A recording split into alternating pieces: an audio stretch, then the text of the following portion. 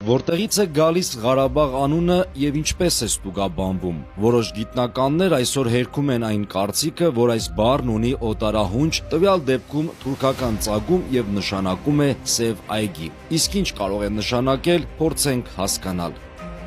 Տեղանուններին անդրադառնալով պետք է հաշվի առնել այն հանգամանքը, որ կապված պատմաքաղաքական իրողությունների հետ դրանք մշտապես ենթարկվել են փոփոխության։ Բազմաթիվ են փաստերը, երբ տիրանալով մեր հայրենիքի այս կամ այն հատվածին, օտարները նոր տեղանուններ են ստեղծել հայկական անվան հիմքի վրա, կատարելով դրա հնչողության մոտ աղավաղում։ Օրինակ՝ Քարվաճար, Քյալբաջար, Գանձակ, Գյանջա, Պարտավ, Բարդա, Տավուշ, Թոուս, Բագի, Բաքի։ Առ այսօր մեզ հայտնի Ղարաբաղ տեղանվան գրավոր առաջին հիշատակությունը հանդիպում ենք 13-րդ դարի պարսիկ պատմագիր Համդալա Ղազվինիի մոտ։ Հաջորդ կարևոր հիշատակությունը եվրոպացի ճանապարհորդ Շիլբերգերի մոտ է։ Հին Հայաստանում Բագին են կոչվել աստվածներին նվիրված շինությունները։ Դրանով պայմանավորված պատմական Հայաստանի ողջ տարածքով սփռված են բազմաթիվ տեղանուններ Բագին արմատով, ինչպես օրինակ Բագավան, Բագարան, Բագնայր,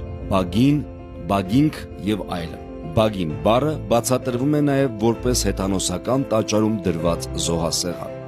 Հետաքրքիր է նաև այն հանգամանքը, որ օտար աղբյուրներում, այդ թվում նաև ռուսական, ընդհուպ մինչև 20-րդ դարը Ղարաբաղ տեղանվան փոխարեն հանդիպում ենք միայն Ղարաբաղ տարբերակին։ Նման օրինակները բազմաթիվ են։ Նույնը հանդիպում ենք նաև պարսկական աղբյուրներում, որտեղ մշտապես ներկայացվել է Ղարաբաղի։ Օրինակ՝ Միրզա Ջամալ Ջևանշիր Ղարաբաղի, Ղարաբաղնամե եւ այլն։ Այսպիսով Ղարաբաղ տեղանունը ի սկզբանե գործածական է եղել հնդեվրոպական ծագում ունեցող Ղարաբաղ ձևով, որը մյուս տեղանունների պես գործածվելու ընթացքում աղավաղվել եւ դարձել է Ղարաբաղ, ինչպես Բագին Բաքի, Քարվաճարը Քյալբաջար եւ այլն։ Ուրեմն Ղարան սևը չէ, այլ հնչյունափոխված կարակալան է, որը նշանակել է մեծ, իսկ բաղը ոչ թե այգին է, այլ բագ բառը, որը նշանակում է սուրբ։ Ուրեմն Ղարաբաղ նշանակում է մեծ սրբավայր, ոչ թե մեծ այգի կամ սև այգի։